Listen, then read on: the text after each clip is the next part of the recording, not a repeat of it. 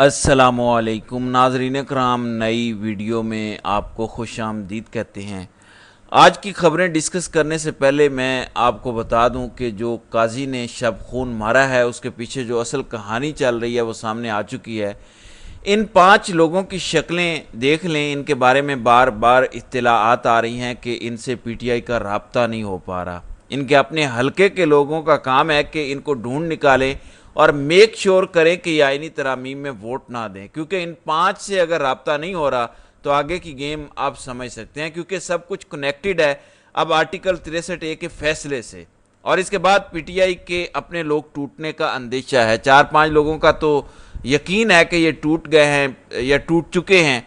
PTI ने officially अपने तमाम एमएनएज को ये कह दिया है कि आप अब अंडरग्राउंड चले जाएं 25 अक्टूबर तक, और ये आईनी तरमीम की जो भी कहानियां चल रही हैं इसके ख़त्म होने तक आप बाहर नहीं आएंगे, ना किसी एहतजाज में आएंगे, ना किसी प्रेस कॉन्फ्रेंस में आएंगे, ना असम्बली में आएंगे, कहीं भी नहीं आएंगे, आपने छुपा रहना है।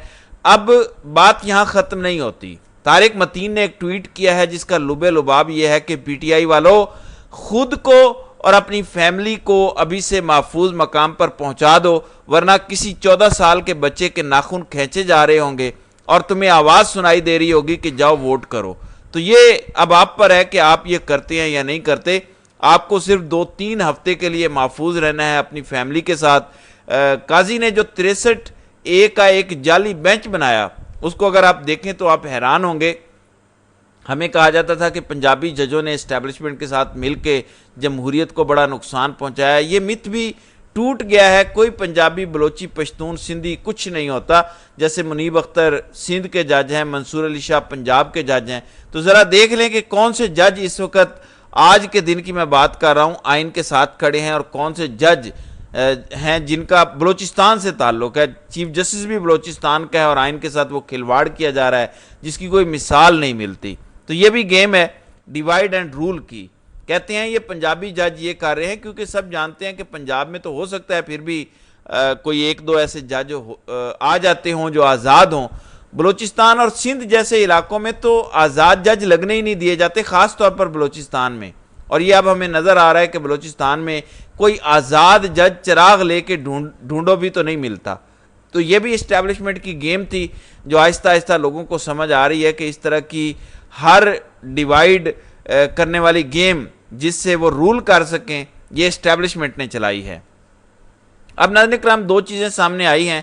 मैं आपको एक फैसला सुनाता हूँ। ये काजी का अपना लिखा हुआ फैसला है कि therefore review petitions are placed before a bench of numerically the same strength on which the author जज unless he has retired is always a member. यानी सुप्रीम कोर्ट का ये फैसला मौजूद है, बल्कि फैसले मौजूद हैं कि जिस जज ने ओरिजिनल जजमेंट लिखी होगी, अगर वो रिटायर नहीं हुआ तो उसके बगैर बेंच नहीं बनेगा। अब हुआ क्या, कल मुनीब अख्तर को जिस बेंच में शामिल किया गया था वो उस बेंच में शामिल नहीं हुए, इनकार कर दिया बैठने से और कहा कि जब तक कमेटी आईनी और कानूनी तौर पर नहीं बनती मैं उसका हिस्सा नहीं बन सकता। मैं रिक्यूज़ नहीं कर रहा, सिर्फ कह रहा हूँ कि फुल कोर्ट इजलास बुलाएं, इस मसले को सॉल्व करें, तो फिर आगे बात चल पड़ेगी। काजी जो डिक्टेटर है उन्होंने वही किया जो एक डिक्टेटर करता है। काजी साहब ने आज सुबह इजलास बुलाया जजेस की कमेटी का, उसमें दोबारा कमेटी मुकम्मल नहीं हुई, जस्टिस मंसूर अली शाह उस कमेटी में नहीं आई।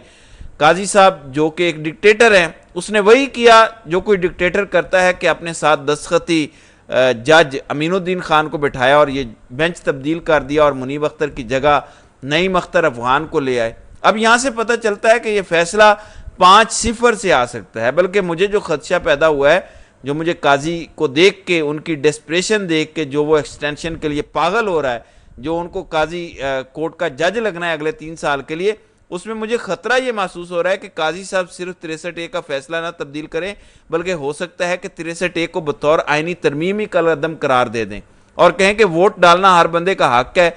जमहूरियत यही कहती है कि हर बंदे को आज़ादी होनी चाहिए वोट डालने की। तो ये कैसे हो सकता है कि कोई बंदा अपनी मर्जी से अपना जमहूरी हक इस्तेमाल करके वोट डाले और आप उसको बाद में नाअहल करवा दें? ये गलत है, नाअहली नहीं होनी चाहिए।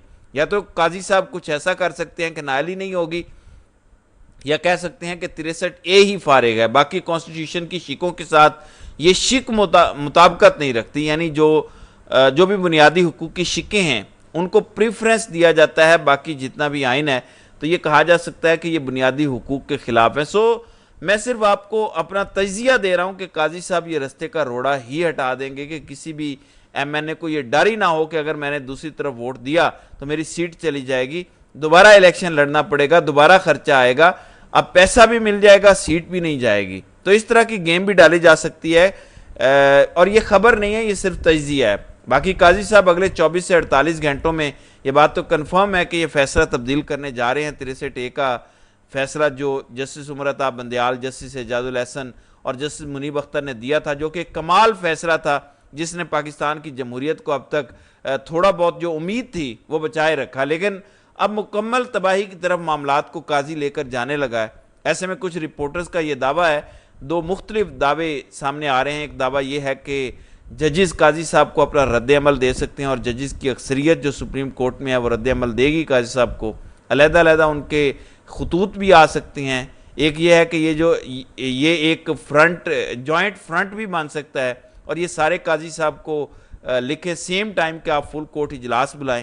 اب میں نے قانونی پوزیشن دیکھی ہے، وہ تو مجھے کہیں نظر نہیں آئی کہ اگر ججز کی اکثریت ایک طرف ہو تو وہ اپنا فل کورٹ اجلاس بلا سکتے ہیں۔ مجھے تو ابھی تک کہیں بھی ایسا نہیں ملا، نہ کوئی پریسیڈنٹ ملا ہے، نہ قانونی معاملات میں کوئی شک مل رہی ہے۔ لیکن قاضی صاحب کے پرانے چاہنے والے اسد طور کا دعویٰ ہے کہ سپریم کورٹ کے اکثریتی ججز خط لکھیں قاضی صاحب کو، اگر وہ نہیں مانتے فل کورٹ کا فیصلہ تو یہ اکثریتی جج بیٹھ سکتے ہیں فل کورٹ میں، پھر منصور علی شاہ کے پاس اختیارات آ جائیں گے، کیونکہ اکثریتی جج جو چاہتے ہیں ان کی بات مانی جائے گی فل کورٹ میں، وہ پھر اپنا فل کورٹ اجلاس بلا کے سپریم کورٹ کے رولز امینڈ کر سکتے ہیں، اور اس طرح جسٹس منیب والی اوریجنل کمیٹی ریسٹور ہو سکتی ہے۔ اب یہ کتابی باتیں تو ہیں کہ اگر ایسا ہو جائے، پھر لوگ مثال دیتے ہیں جسٹس سجاد علی شاہ کے خلاف جب ججز ہو گئے تھے سارے تو انہیں استعفیٰ دینا پڑا۔ تو میں سب کو یہ یاد دلانا چاہتا ہوں، اور یہ نیگیٹیوٹی پھیلانے کے لیے نہیں ہے، دیکھیں اگر ہم ان مشکل ترین حالات میں میٹھا چورن لیں گے تو ٹھیک ہے، جو مرضی لیتے رہیں لیں، لیکن جو آپ کو تلخ لیکن سچ بتائے گا وہ زیادہ اہمیت رکھتا ہے۔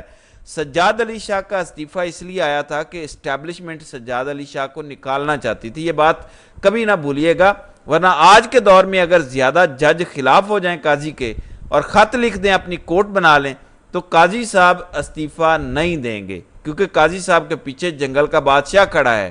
تو اصل میں استعفے ججوں کی وجہ سے نہیں آتے، استعفے بھی آتے ہیں جب کمپنی کہہ دیتی ہے کہ جاؤ، نہیں تو تمہیں گرفتار کر لیا جائے گا، کیونکہ کمپنی کا کیا ہے، وہ چیف جسٹس کو بھی گرفتار کر لے۔ دیکھیں کمپنی کسی آئین قانون کو نہیں مانتی، اگر قاضی صاحب اچانک 5 رکنی بینچ بنا دیں اور فوج کو طلب کر لیں کہ ہماری مدد کرو اور ان ججز کو گرفتار کر لو، تو وہ تو کچھ بھی کر سکتے ہیں۔ دیکھیں جس ملک میں آئین اور قانون ہی نہیں ہے وہاں جو مرضی کر لو، کسی نے کیا کہنا ہے۔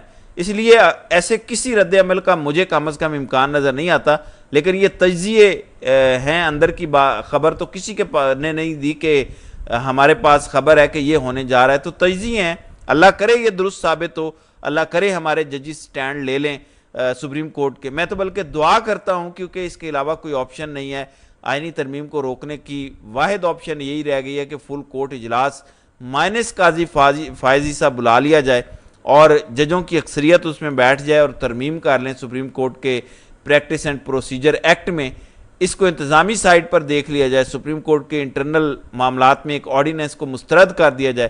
یہ ایک ہو سکتا ہے طریقہ کار اگر یہ کر لیا جاتا ہے، اور اس کے فوراً بعد جس منیب اختر اور منصور علی شاہ کی کمیٹی بیٹھے اور بینچ بنا لیں امپورٹنٹ کیسز کی جو درخواستیں آئی ہوئی ہیں، اور بیٹھ کے وہ سننا شروع کر دیں، اس سے قاضی صاحب کو جھٹکا لگ سکتا ہے۔ اس کے علاوہ عدلیہ میں ججز کے پاس کوئی آپشن نہیں ہے۔ باہر کیا آپشن ہے، اب میں آپ کو بتاتا ہوں کہ کھیل کس طرف جا رہا ہے۔